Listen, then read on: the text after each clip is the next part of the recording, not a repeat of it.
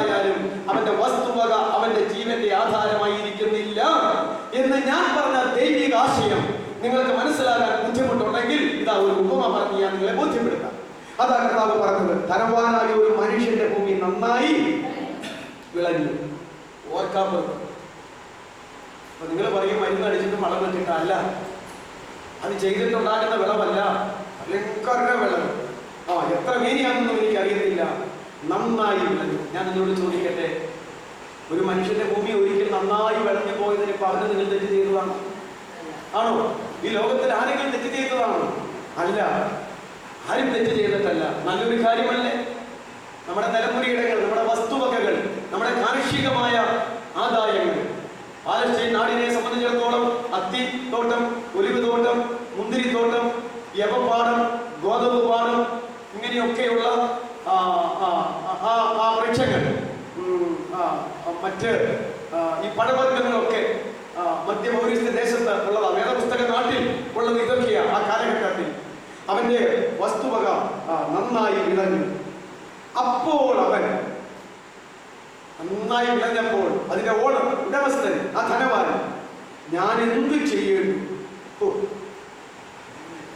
വിഷമായി. ഇത്രയും നാളും ആലോചനയില്ലായിരുന്ന ധനവാൻ, നിരാശയില്ലാതിരുന്ന ധനവാൻ, പ്രശ്നമില്ലാതിരുന്ന ധനവാൻ തുടങ്ങി ഞാൻ എന്ത് ചെയ്യുന്നു? അതായി കുഴപ്പം. ഒരു കാര്യം ഓർക്കണം, ഈ അന്ത്യകാലത്തെ ക്രിസ്തീയ സഭകളുടെ, മതങ്ങളുടെ അവസ്ഥ വെളിപ്പാട് പുസ്തകം 3-ാം അധ്യായത്തിന്റെ അവസാനത്തിൽ രേഖപ്പെടുത്തിയിട്ടുണ്ടല്ലോ. ലവോദിക്കിയ സഭയുടെ ഭൂമി ഇല്ലേ? അവിടെ എന്താ പറഞ്ഞിരിക്കുന്നത്? ദാരിദ്ര്യം കൊണ്ട് ആ സഭ പ്രശ്നം അനുഭവിക്കുന്നു എന്നല്ല, സമ്പൽ സമൃദ്ധി കൊണ്ട് ആ സഭ എന്ത് ചെയ്യേണ്ടതെന്ന് അറിയാതെ ബുദ്ധിമുട്ടുന്നു. ഞാൻ ധനവാൻ, ഞാൻ സമ്പന്നൻ, എനിക്കൊന്നിനും മുട്ടില്ല എന്ന് പറഞ്ഞുകൊണ്ട്, ചുമ്മാ പറയുകയല്ല, എന്ന് പറഞ്ഞുകൊണ്ട് എന്റെ കാഴ്ചപ്പാടിൽ ദരിദ്രൻ, അരിഷ്ടൻ, അത് പോട്ടെ. അപ്പോൾ ലവോദിക്കിയ സഭയുടെ അവസ്ഥ എന്താ? അവൻ സമ്പന്നൻ, അവൻ ധനവാൻ, ഒന്നിനും മുട്ടില്ലാത്ത ഒരവസ്ഥ എന്ന് പറഞ്ഞ പോലെയാ. ഞാൻ എന്ത് ചെയ്യേണ്ടു? എന്റെ വിളവ് കൂട്ടിവയ്ക്കുവാൻ സ്ഥലം പോരാ എന്നുള്ളിൽ വിചാരിച്ചു. അന്നത്തെ കാലത്ത് ഇത് കൊയ്ത്ത് വ്യതിയാനൊക്കെയുള്ള കളപ്പുരകളും അതിന് മിറ്റവും എല്ലാം ഉണ്ട്. ഈ ധാന്യങ്ങളെല്ലാം സൂക്ഷിക്കാനായിട്ട് പ്രത്യേക കളപ്പുരകളുണ്ട്. യവം, ഗോതമ്പ്, മറ്റ് ഉള്ള വിളവുകളെല്ലാം സൂക്ഷിച്ചു വെക്കാനായിട്ടുള്ള കളപ്പുരകളുണ്ട്. സ്ഥലം പോരാ എന്നുള്ളിൽ വിചാരിച്ചു. അവൻ നോക്കിയപ്പോൾ നിലവിലുള്ള അവന്റെ മുറ്റം പോരാ, അവന്റെ കളപ്പുരകൾ പോരാ. നോക്കിക്കേ, എല്ലാം പൊളിച്ചു പണി കേട്ടിരിക്കുന്നു. ഇങ്ങനെ വന്നാലും വലിയ പാടാണ് അല്ലേ? പോരാ എന്ന് വിചാരിച്ചു. പിന്നെ അവൻ പറഞ്ഞത്, അവൻ ചിന്തിച്ച് അവസാനം അവൻ എന്താ സംസാരിച്ചത്?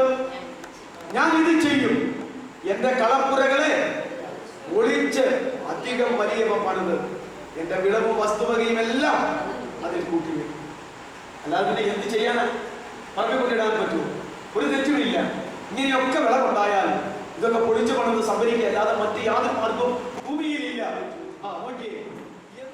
എല്ലാം പൊളിച്ചു പണിത് ശരിയാക്കി കൊയ്ത്തുമതി എല്ലാം വിളവെടുത്ത് കുട്ടിവെച്ച് കഴിഞ്ഞിട്ട് പറയുകയാണ്, സ്വരൂപിച്ചു വെച്ചിരിക്കുന്നു.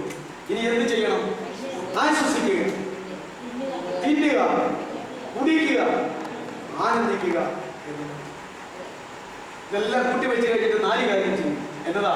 തിന്നുക, കുടിക്കുക, ആനന്ദിക്കുക, ആശ്വസിക്കുക. ആശ്വസിക്കുക, തിന്നുക, കുടിക്കുക, ആനന്ദിക്കുക എന്ന് പറഞ്ഞു. നല്ല 4 കാര്യങ്ങളാണ്. ആശ്വസിക്കുക, തിന്നുക, കുടിക്കുക, ആനന്ദിക്കുക. അവന്റെ കാര്യം തീർന്നു. ദൈവമോ അവനോട് മൂഢ. ആദ്യം ഇവന്റെ പേരെന്നാ വിളിച്ചേ? അല്ല, വേറെ പേര് മനുഷ്യൻ വിളിച്ചത്.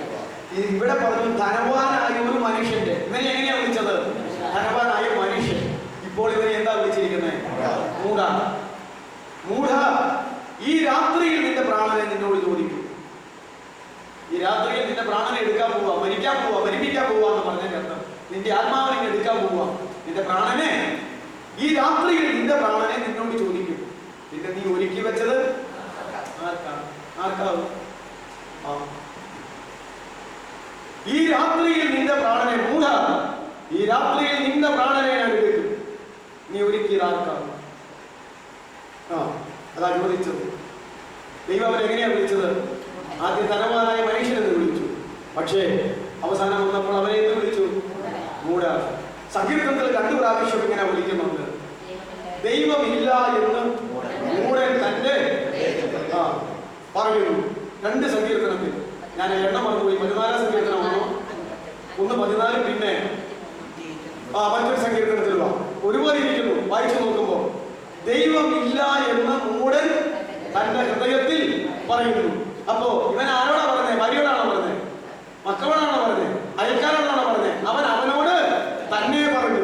അവൻ അവന്റെ അന്തർഗതമാണ് പറയുന്നത്. അപ്പോ ദൈവമില്ല എന്ന് മൂഢൻ തന്റെ ഹൃദയത്തിൽ പറയുന്നു. അപ്പോ ഇതിന് വേറൊരു വ്യാഖ്യാനമുണ്ട്. ദൈവമില്ല എന്ന് ഹൃദയത്തിൽ പറയുന്നവനെല്ലാം മൂഢന്മാരാകുന്നു. ആരാണ് മൂഢൻ? ദൈവമില്ല എന്ന് വാഗുകൊണ്ട് പറയുന്നവനല്ല, ഹൃദയത്തിൽ പറയുന്നവൻ. ഈ കമ്മ്യൂണിസ്റ്റുകാർക്ക് അത് ഇപ്പോഴത്തെ അല്ല, ശരിക്കും കാരൽ മാർക്സിന്റെ തത്വമൊക്കെ പറഞ്ഞിട്ടുള്ളവർ ദൈവവിശ്വാസിയാവുമോ? ഇല്ല. ഇപ്പോഴത്തെ കമ്മ്യൂണിസ്റ്റുകാർക്ക് ഏറെപ്പാകുമംഗലം രാമേന്ദ്രൻ എന്ന് പറഞ്ഞൊരു സുവിശേഷ പ്രസംഗം പറഞ്ഞു. ഇപ്പോഴത്തെ കമ്മ്യൂണിസ്റ്റുകാർക്ക് എന്ത് വിവരമുണ്ട്? EMS ചിന്താബ, AKG ചിന്താബ, അവൻ ചിന്താബ, ഇവൻ ചിന്താബ എന്ന് 4 മുദ്രാവാക്യം പഠിക്കാനല്ലാതെ കാരൽ മാർക്സിന്റെ തത്വവും ഫിലോസഫിയോ വല്ലതും പഠിച്ചിട്ടുണ്ടോ? പഠിച്ചിട്ടാണോ ഇറങ്ങിയിരിക്കുന്നത്? അല്ല. ഞാൻ നടത്തിയത് ഇടവകയിൽപ്പെട്ട ഒരാൾ പറഞ്ഞു, അപ്പൊ താനെന്തിനാ പാർട്ടി വിട്ടിക്ക് പോകുന്നത് വെച്ചപ്പം അപ്പനും അമ്മയെ മറക്കാൻ പറഞ്ഞു. അത് പറഞ്ഞിട്ട് എനിക്ക് പാർട്ടി വേണമെന്ന് പറഞ്ഞ് ഞാൻ ഇങ്ങോട്ട് പറഞ്ഞു. അപ്പൊ എനിക്കത് ഇഷ്ടപ്പെട്ടു. ശരി, കമ്മ്യൂണിസ്റ്റുകാരൻ ആരെ മറക്കണം? അപ്പനും അമ്മയും. അത് മാത്രം പോരാ, ഏത് വിശ്വാസമില്ല. കമ്മ്യൂണിസ്റ്റ് തത്വസമിതി ദൈവവിശ്വാസം മൂഢതയാണ്. ദൈവവിശ്വാസമില്ല. അതുകൊണ്ട് ഈ ദൈവമില്ലെന്ന് പറയുന്നത് ആരാ? നിരീശ്വരവാദികൾ, കമ്മ്യൂണിസ്റ്റുകാർ വന്ന ഒരു വെപ്പ്, ഒരു പാരമ്പര്യം. എന്നാൽ ബൈബിൾ പറയുന്നു ദൈവമില്ല എന്ന് ഹൃദയത്തിൽ പറയുന്നവനാ മൂഢൻ, വാഗുകൊണ്ട് പറയുന്നവനല്ല. നിങ്ങൾക്ക് കാര്യം മനസ്സിലായോ? ദൈവം ഉണ്ട് ഉണ്ട് ഉണ്ട് എന്നാൽ ഈ ക്രിസ്ത്യാനികൾ മുഴുവൻ പറഞ്ഞു നടക്കും. പക്ഷെ അവരുടെ ഹൃദയം പറയുന്നു ദൈവമില്ല ഇല്ല ഇല്ല. നിരീശ്വരവാദികളും കമ്മ്യൂണിസ്റ്റുകാരും അങ്ങനെ അവരൊക്കെ വായത്തായിട്ടേ പറയുന്നുള്ളൂ ദൈവമില്ല ഇല്ല. പക്ഷെ ദൈവം ഉണ്ടെന്നുള്ള പണി അവർ ചെയ്യുന്നുണ്ട്. ദൈവം ഉണ്ടെന്നുള്ളത് വരെ അവർ ജീവിക്കുന്നുണ്ട്. ശരിയല്ലേ? ഇന്നത്തെ കാലത്ത് അങ്ങനെയാണ് ഇല്ലേ? പണ്ടുകാരാണ് ചോദിച്ച കണക്ക് ഉപദേശിയോട് ചോദിച്ചു, മാനസാന്തരപ്പെടുത്താൻ ചെന്ന വലിയ ഇന്ത്യൻ കൃഷിക്കാരനാണ് റോമാച്ച. ഇവിടെ ക്ലാസ്സിൽ തന്നെ എന്നാ ചായ പറഞ്ഞത്, എന്റെ ഇഞ്ചി കൃഷിയോടുള്ള താല്പര്യവും ഇൻട്രസ്റ്റും ആത്മാർത്ഥതയും അഭിരുചിയും അതിനു വേണ്ടിയിട്ടുള്ള തന്നെ ത്യജിക്കുന്ന സ്വഭാവം നിന്റെ ഉപദേശം പഠിക്കുമ്പോൾ ഉപദേശം ഇറങ്ങിക്കും. മാനസാന്തരപ്പെടുത്താൻ ചെന്നതാ സുവിശേഷം പറയാം. ഈ ഇഞ്ചി കൃഷിക്കാരൻ ചോദിക്കുക, ഈ ഇഞ്ചി കൃഷിയോടുള്ള എന്റെ ആത്മാർത്ഥത, എന്റെ ശ്രദ്ധ, എന്റെ ലക്ഷ്യം അത്രയുമെങ്കിലും നിനക്ക് നിന്റെ സുവിശേഷത്തോടുള്ള കർത്താവിനോട് ആത്മാർത്ഥത്തോടെന്ന് ചോദിച്ചു കഴിഞ്ഞപ്പോൾ ഉപദേശി പോയെന്നാണ്. ഉപദേശി ആത്മാർത്ഥം ഉണ്ടാക്കി ഇറങ്ങിയതല്ല, വീട്ടിൽപ്പെടുന്നത് ഇറങ്ങിയത്. ശരിയല്ലേ? ഞാൻ പറഞ്ഞത് ഇതാണ് അതിന്റെ വസ്തുത. ദൈവമില്ല എന്ന് ഹൃദയത്തിൽ പറയുന്നവരാണ് മൂഢൻ. കാരണം ദൈവം സംസാരം മാത്രം കേട്ടുകൊണ്ടിരിക്കുവല്ല, മുഖം മാത്രം കണ്ടുകൊണ്ടിരിക്കുവല്ല, ചിരി മാത്രം കണ്ടുകൊണ്ടിരിക്കുവല്ല, ഈ ഭാവവ്യത്യാസം മാത്രം ശ്രദ്ധിച്ചുകൊണ്ടിരിക്കുവല്ല. ഞാൻ ആദ്യമേ പറഞ്ഞു, അവൻ നോക്കുന്നത് ആരുടെയും എവിടെയാണ് നോക്കുന്നത്? ഹൃദയത്തിൽ.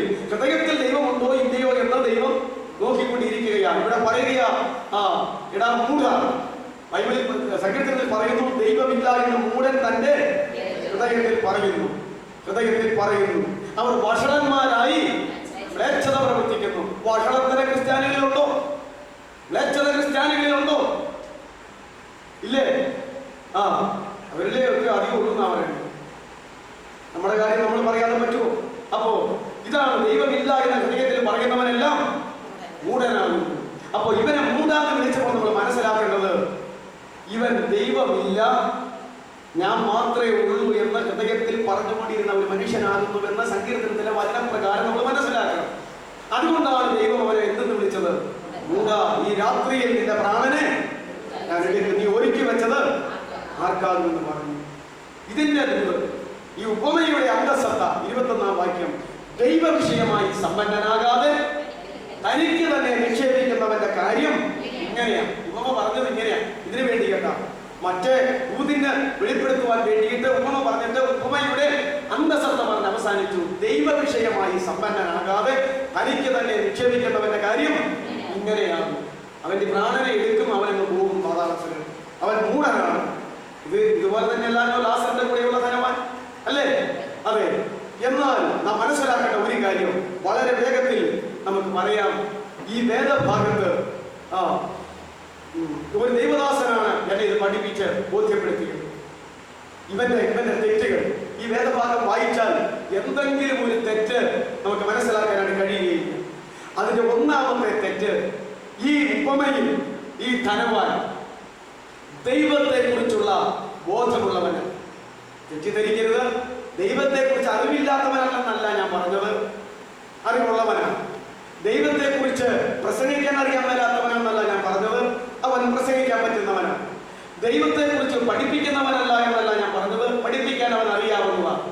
അറിവ്, പഠനം, ജ്ഞാനം വേണ്ടി വന്നാൽ ദൈവം എന്ന വിഷയത്തിൽ ഡോക്ടറേറ്റ് എടുക്കാൻ വരെയുള്ള ജ്ഞാനം ഇവനുണ്ട്. പക്ഷേ ഇവൻ എന്തില്ല? ബോധമില്ല, ദൈവബോധമില്ല.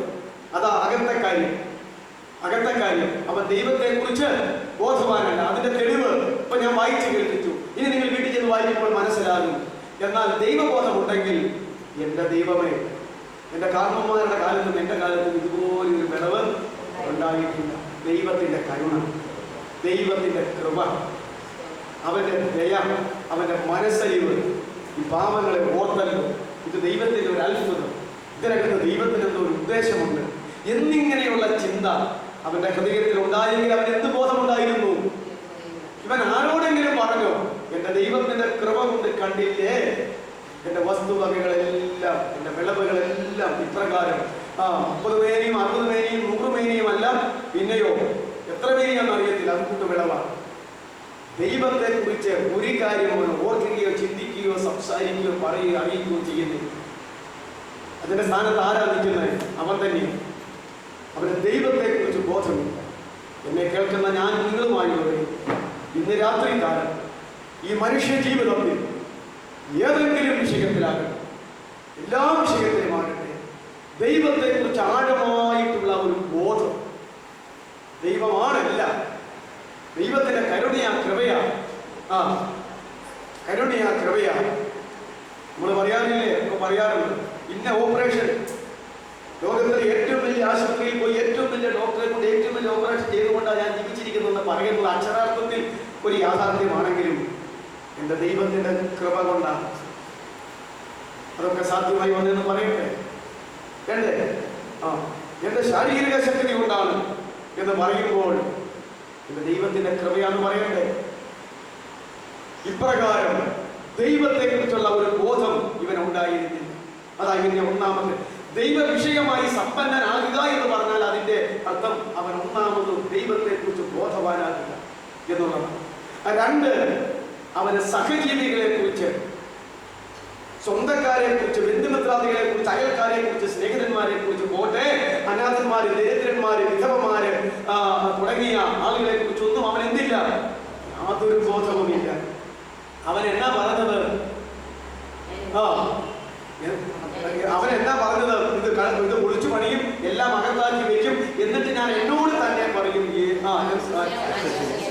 തിന്നുക, കുടിക്കുക, ആശ്വസിക്കുക, ആനന്ദിക്കുക എന്ന് എന്നോട് തന്നെ, മറ്റാർക്കും ഇതിൽ പങ്കില്ല. എന്നാൽ അവൻ പറയട്ടെ, എന്റെ ഒരേ തമ്പുരാന്റെ കൃപയാ. ഇതിനകത്ത് ദൈവത്തിന് ഒരു ലക്ഷ്യമുണ്ട്.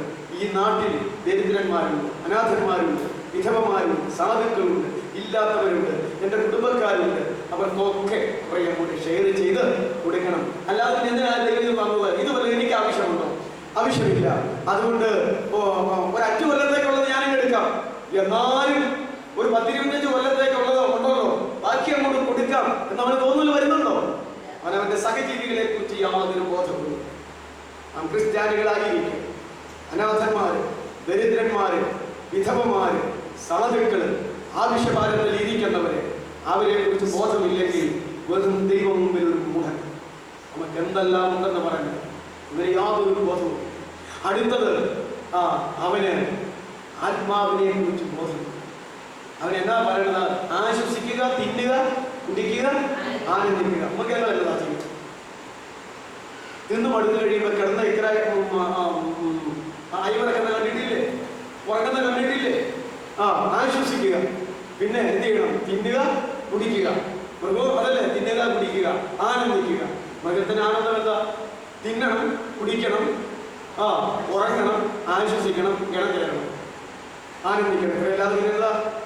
ഇത് മൃഗീയമായ ചിന്ത, ഇത് മൃഗീയമായ ചിന്ത. എന്നാൽ അവർ ഇപ്രകാരം പറഞ്ഞു, ഏതാണെങ്കിലും ഇനി പ്രാർത്ഥിച്ചു തുടങ്ങി, ഇനി ഉപവസിച്ചു തുടങ്ങണം, ഇനി കൂട്ടായ്മ തുടങ്ങണം, ബൈബിള് വായിക്കണം, കൂട്ടായ്മ യോഗത്തിന് പോകണം, സുവിശേഷം കേൾക്കണം. ഇങ്ങനെയൊക്കെയുള്ള ആത്മാവിനോട് ബന്ധപ്പെടുന്ന ആത്മീക വർധനവിന്റെ കാര്യങ്ങളിലേക്ക് അവൻ വല്ലതും ചിന്തിക്കുന്നുണ്ടോ? ഇല്ല. വെറും മൃഗീയമായ കാര്യം. ആ 4 കാര്യം വായിക്കുമ്പോൾ അറിയാമല്ലോ. അവൻ ആത്മാവിനെ കുറിച്ചുള്ള ഒരു ബോധമില്ല. നമ്മുടെ കർത്താവ് വിളിച്ചു പറഞ്ഞ, ഒരു മനുഷ്യൻ ലോകം മുഴുവൻ നേടിയാലും നിന്റെ ആത്മാവ് നഷ്ടപ്പെടുത്തിയാൽ അവന് മറ്റൊരു പ്രയോജനവുമില്ല. ലോകം മുഴുവൻ നേടാൻ ഈ മനുഷ്യനും അങ്ങനെയാ, നേടി, പക്ഷേ ആത്മാവിനെ കുറിച്ച് അവന് ബോധമില്ല. അവൻ മൂടനാണ് ദൈവസന്നിധിയിൽ. അടുത്ത ഒരു കാര്യം, മരണത്തെ കുറിച്ച് ബോധമില്ല. അവനോട് പറഞ്ഞു തന്നെ അറിയാം, ഏറിയ ആണ്ടുകൾക്ക് നിനക്ക് തിന്നാം. 50 വയസ്സായി ധനികനാണെന്ന് വിചാരിക്കുക. അവൻ പറയുക, ഒരു 50 കൊല്ലോടെ എനിക്ക് തിന്നാൻ എന്ന് പറഞ്ഞാൽ എത്ര കാലം ജീവിക്കുന്ന അവന് പറയാണ്, ഏറിയ ആണ്ടുകൾ ജീവിച്ചിരുന്ന് തിന്നാം എന്ന. മരണത്തെ കുറിച്ച് അവന് ബോധം. മരണത്തെ കുറിച്ച് നമ്മുടെ വിഷയം എന്താ?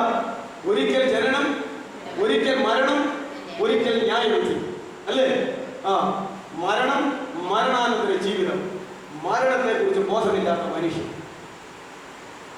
ഞാൻ ഇവിടെ ഏതോ ഒരു ക്ലാസ്സിന് പറഞ്ഞതാണ്. ഞാൻ വൈദിക സെമിനാരി പഠിക്കും കാലം 1962, 63, 64 വർഷങ്ങളിൽ പഠിക്കുന്ന ആ കാലത്ത് നമ്മുടെ പ്രധാനമന്ത്രിയായിരിക്കുന്ന നെഹ്റു ഏതോ ഒരു വിദേശ രാഷ്ട്രത്തലവൻ, ഒരു വലിയ രാഷ്ട്രത്തലവനാണ്, ആളുകളിലൊക്കെ ഞാൻ മറന്നുപോയി, ഇന്ത്യയിൽ വന്ന് ഇവർ തമ്മിലുള്ള പ്രശ്നം, ഇതാ ഇന്ന രാഷ്ട്രത്തലവൻ വന്നിരിക്കുന്നു, പ്രധാനമന്ത്രിയെ വരവേറ്റിരിക്കുന്നു, അവർ തമ്മിലുള്ള ചർച്ചകൾ. അപ്പോൾ അതിനകത്ത് ഇങ്ങനെ എഴുതിയിരിക്കുകയാണ്. ആ രാഷ്ട്രത്തലവൻ നമ്മുടെ പ്രധാനമന്ത്രിയോട് ചോദിച്ചു, അങ്ങേക്ക് വയസ്സ് എത്രയായി? ഒരു 10-25 കൊല്ലത്തേക്കും കൂടെ ഇപ്പോൾ ഇത്രയും പ്രായമായെങ്കിലും നല്ല ആരോഗ്യം, നല്ല സൗന്ദര്യം ഒക്കെ ഉണ്ടല്ലോ. അപ്പൊ പറഞ്ഞു, ഒരു 25 കൊല്ലത്തേക്ക്, ഒരു 10 കൊല്ലത്തേക്ക്, അത്രയാ പറഞ്ഞു, ഒരു 10 കൊല്ലത്തേക്ക് ഇത് ഇങ്ങനെ ആയിരിക്കുന്നതിന് എനിക്കൊരു കുഴപ്പവും ഇല്ല, നല്ല ആരോഗ്യം, എല്ലാ കാര്യങ്ങളും കൊള്ളാം എന്ന് പറഞ്ഞു. 10 കൊല്ലത്തേക്ക് യാതൊരു വിഷയവുമില്ല എന്നാണ്. അത് ഞങ്ങൾ വായിച്ച് ഓർക്കുന്നു. കാരണം ഞങ്ങൾ ഇന്ന് പത്രം നോക്കിയിട്ട് ഇങ്ങനെ നമ്മുടെ പ്രധാനമന്ത്രി കൊള്ളാമല്ലോ, അല്ലെങ്കിൽ നെഹ്റുവിന്റെ ആരോഗ്യവും സൗന്ദര്യമൊക്കെ എങ്ങനെയാണ് നിങ്ങൾക്ക് അറിയാമായിരുന്നു. അതിനുശേഷം വന്ന ഇന്ദിരാഗാന്ധി, നെഹ്റുവിന്റെ മകളല്ലേ. ഇന്ദിരാഗാന്ധിക്ക് ശേഷം വന്ന പിന്നത്തെ മകനല്ലേ രാജീവ്. ഇപ്പൊ രാജീവിന്റെ മകൻ രാഹുൽ ഗാന്ധി, അല്ലേ? അപ്പൊ നിങ്ങൾക്ക് അതറിയാം, നെഹ്റു കുടുംബത്തിന്റെ കാര്യം അറിയാം. ഇത് വായിച്ചിട്ട് 10ാമത്തെ ദിവസം ഇത് നെഹ്റു പറഞ്ഞ രാഷ്ട്രതലവന് പോയി, ഞങ്ങൾ ഈ പത്രവും വായിച്ചതിന്റെ 10ാമത്തെ ദിവസം പത്രത്തിൽ കേട്ടതെന്ന ഇന്ത്യൻ പ്രധാനമന്ത്രി പണ്ഡിറ്റ് ജവഹർലാൽ നെഹ്റു അന്തരിച്ചു. ഭാരതം ദുഃഖത്തിലാണിരിക്കുന്നു. 10 കൊല്ലം എനിക്ക് ജീവിക്കുന്നതിന്, അതായത് 10 കൊല്ലത്തിനകം മരിക്കാനൊരു സാധ്യതയില്ലെന്നാണ് പറഞ്ഞത്.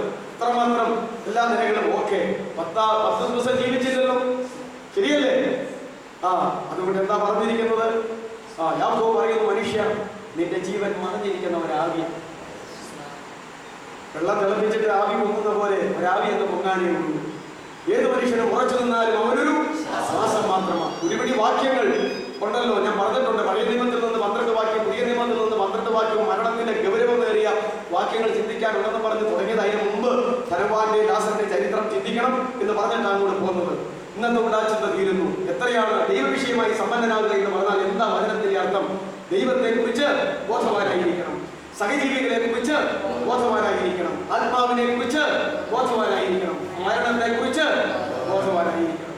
ഈ 4 ബോധമുള്ള മനുഷ്യൻ ഒരിക്കലും അവനുള്ളത് അവനെ വിടുക്കാമെന്ന് പറയുകയോ അത് അവന് മാത്രമെന്ന് പറയുകയോ ഈ ലോകത്തിൽ ചെയ്യത്തില്ല. ഇതാണ് ദൈവവിഷയമായി സമ്പന്നനാകുക. അതിന്റെ മറ്റൊരു വാക്കാണ് ദൈവവിഷയമായി സമ്പന്നനാകാതിരിക്കുന്നവന്റെ വാക്കായി ഇവിടെ കർത്താവ് പറഞ്ഞത്, തനിക്ക് തന്നെ നിക്ഷേപിക്കുന്നത്. അതല്ലേ അവസാനം പറഞ്ഞത്?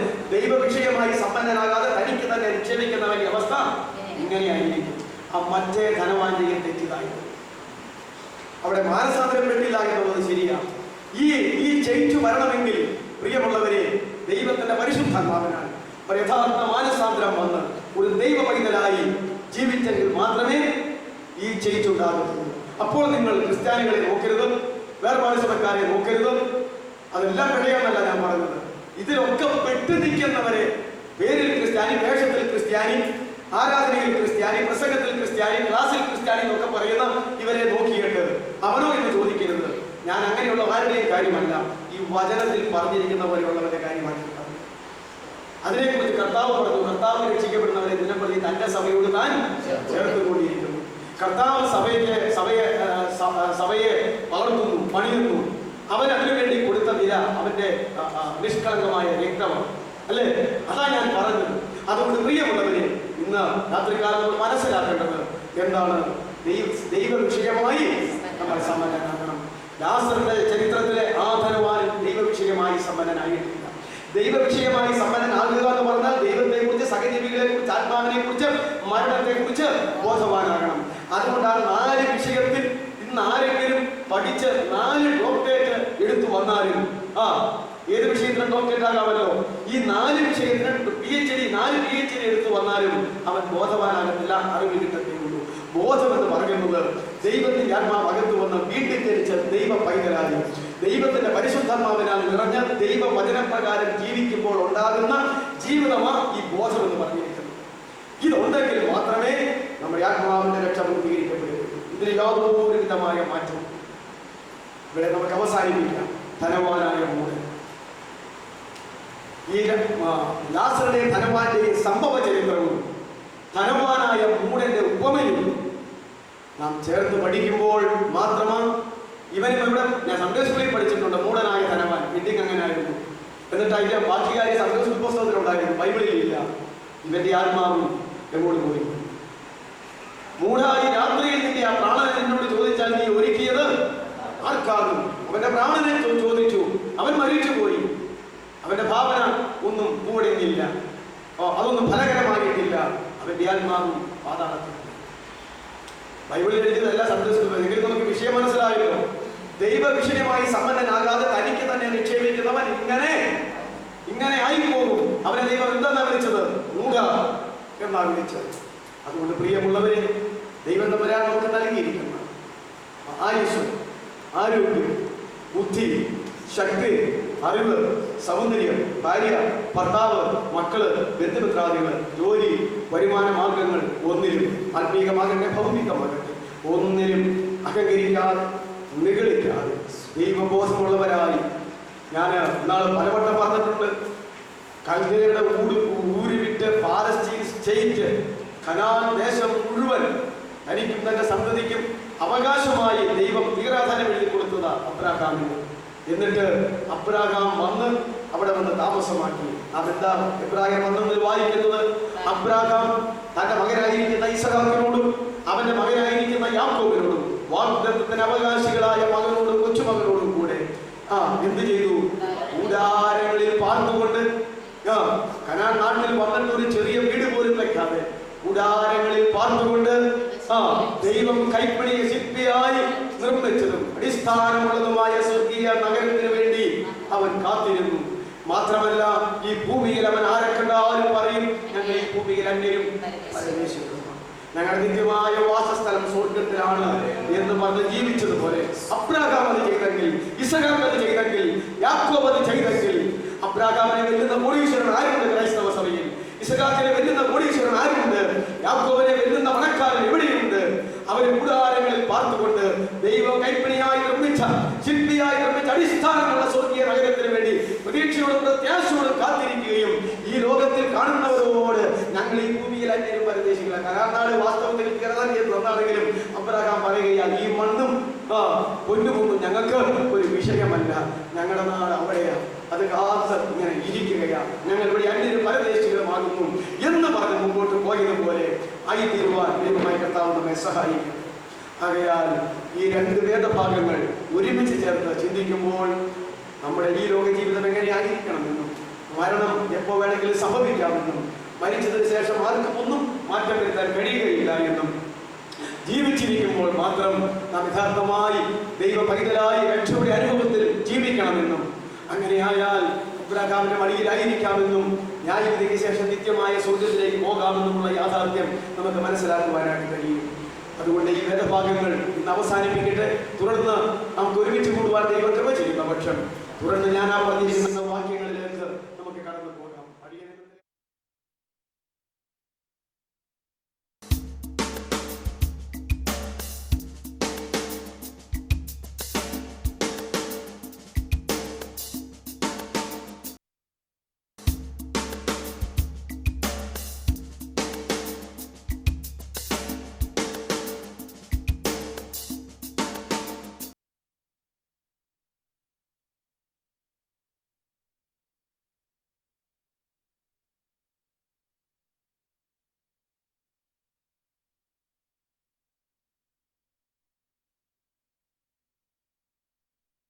സർവശക്തനായ ദൈവത്തിന്റെ ഏറ്റവും അതിപരിശുദ്ധമായ നാമത്തിന് പിന്നെയും മഹത്വമുണ്ടാകുമാറാകട്ടെ.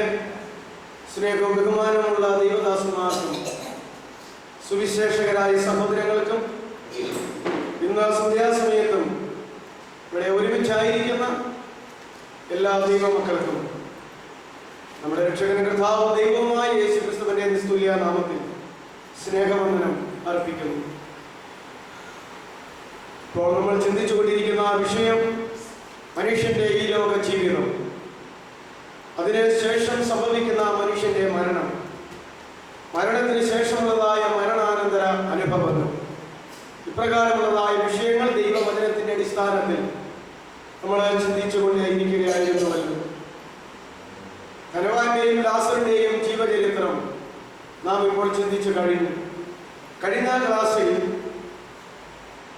ഞാൻ ഓർക്കുന്നത് ധനവാന്റെ ഒരു 11 ഗുണഗണങ്ങളെ സംബന്ധിച്ച് നമ്മൾ ചിന്തിക്കുകയുണ്ടായി അല്ലേ? അതിനുശേഷം ലാസറിന്റെ ഒരു 11 അവസ്ഥകളെ കുറിച്ച് നമ്മൾ ചിന്തിച്ചു. എന്നിട്ട് ധനവാന്റെ ജീവിതത്തിലെ പോരായ്മകൾ, തകരാറുകൾ, അതും ഒരു 11 എണ്ണം ചിന്തിച്ച് തീർന്നു എന്ന എന്റെ ഓർമ്മ. അന്നുണ്ടായിരുന്ന നിങ്ങൾ എന്ത് പറയുന്നു? കഴിഞ്ഞ ക്ലാസ്സിന്റെ ദിവസം ഉണ്ടായിരുന്ന നിങ്ങൾ എന്ത് പറയുന്നു? ഞാൻ ഈ പറഞ്ഞെടുത്തോളം കാര്യങ്ങൾ തീർന്നു?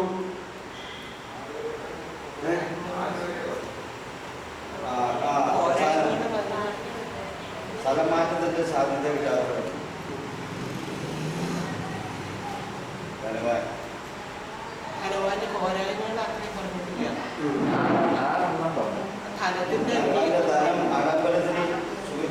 ഉപയോഗിച്ചു. ആദ്യം ധനവാന്റെ ഗുണഗണങ്ങൾ പറഞ്ഞത് 11 നമ്മൾ പറഞ്ഞത്. രണ്ടാമത് ലാസറിന്റെ അവസ്ഥകൾ.